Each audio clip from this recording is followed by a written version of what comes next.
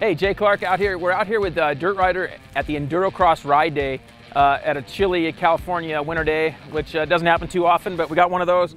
But it's been really fun riding. I've got my personal project bike, which is a 2017 KTM 300 XC.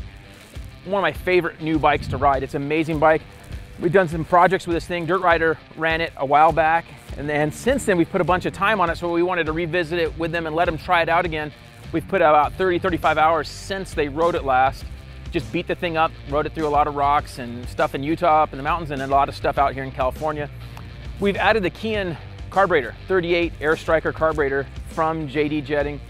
So it seems like it's a really good improvement over the stock Mikuni carburetor. The stock Mikuni carburetor, we've got it dialed in pretty good. And that's a really good carburetor for a lot of tight trails because it's really smooth and easy to ride. This Keihin makes a little bit better power. So I'm gonna see what the Dirt Rider guys think of that thing. So again, really fun build we did with this thing with Racetech, FMF, Vertex pistons. And we can revisit it now and let Dirt Rider go check it out with the Keihin carburetor added to it.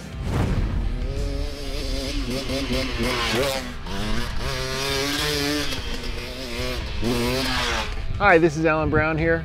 I just finished riding this KTM.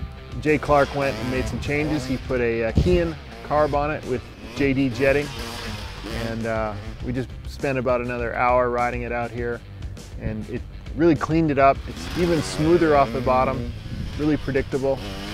The surprising notice was the way it hits. There's more better hit to the power. We had to adjust the power valve. On the KTM, you can adjust the power valve. We went in 3 turns on it, and it raised the hit probably a little higher in the RPM, more significant, more noticeable.